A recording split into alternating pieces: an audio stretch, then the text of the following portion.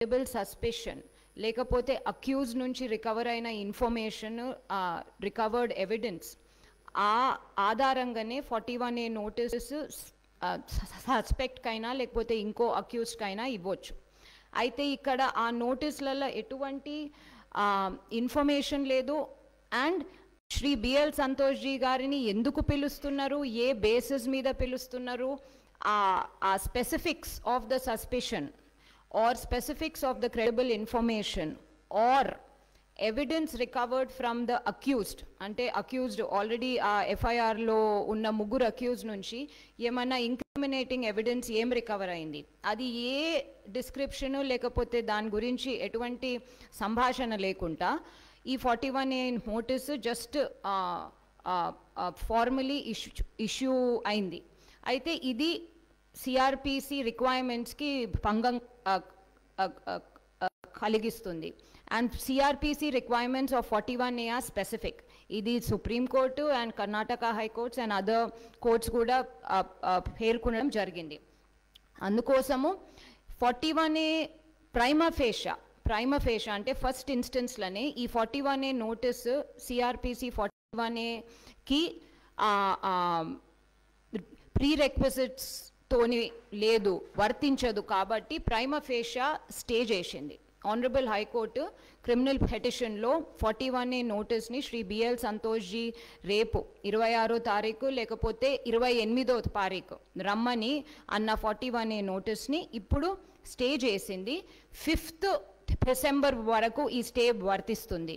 5th December తర్వాత లేకపోతే ఆ లోగా గవర్నమెంట్ ఎక్స్ప్లెయిన్ చేయాలి ఏంటంటే ఈ 41A నోటీస్ నిజంగానే సిఆర్పిసి 41A కంప్లయన్స్లో ఉందా లేదా, లేకపోతే ఇది ఎందుకు క్వాష్ చేయొద్దు అని చెప్పేసి. ఎందుకంటే during the course of the hearing అంటే ఆర్గ్యుమెంట్స్ జరిగేటప్పుడు అడ్వకేట్ జనరల్ గారు ఒక స్టేజ్లో అక్యూజ్ లాగా అరేన్ అయినరు అది ఇది అని అన్నారు. So but in that instance as well, that 41A CRPC notice has to be quashed. అయితే 41A CRPC notice prerequisites ni comply cheyadu, and in case if the person is also arraigned as an accused, then obviously the 41A notice which was issued prior ante aa date kanna mundu issue chesina 41A notice elago chelladu. So అందుకోసము అది quash చేయాలి. So ఇప్పుడు quash చేయాలా లేదా అనేది 5th December తర్వాత based on the governments submissions and వాళ్ళ దగ్గర ఏమైనా ఎవిడెన్స్ ఉంటే వాళ్ళు ప్రొడ్యూస్ చేస్తారా, లేకపోతే ఇంక్రిమినేటింగ్ ఎవిడెన్స్ సంతోష్ జీకి అగేన్స్ట్ ఏమైనా ఉంటే వాళ్ళు ప్రొడ్యూస్ చేస్తారా అది చూడాలి. ఆ బేసిస్ మీద ఆనరబుల్ హైకోర్టు దాన్ని క్వాష్ చేయాలా లేకపోతే ఇంకేదన్నా డైరెక్షన్స్ ఇవ్వాలా అనేది డిసైడ్ అవుతుంది.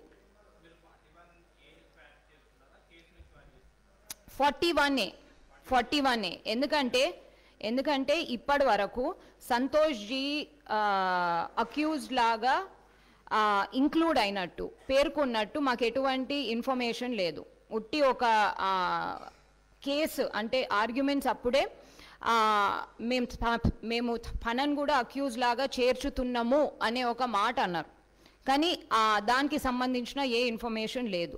అందుకోసము కేస్ క్వాష్మెంట్ గురించి మాకు సంబంధం లేని కేసు గురించి మేము క్వాష్ ఇప్పుడే అడగలేము. మేము కేవలం 41A నోటీస్ క్వాష్మెంట్ గురించే ఇవాళ హైకోర్టుని అప్రోచ్ కావడం జరిగింది.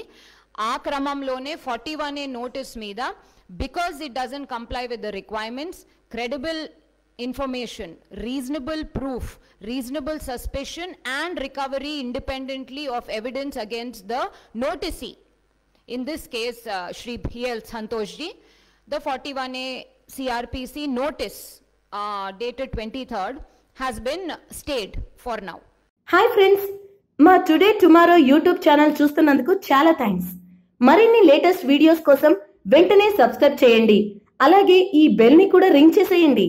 మా నోటిఫికేషన్స్ అన్ని మీ మొబైల్లో వస్తాయి. అలాగే మా వీడియోస్ మీకు నచ్చితే లైక్ చేయండి, షేర్ చేయండి, నచ్చకపోతే కామెంట్ చేయండి.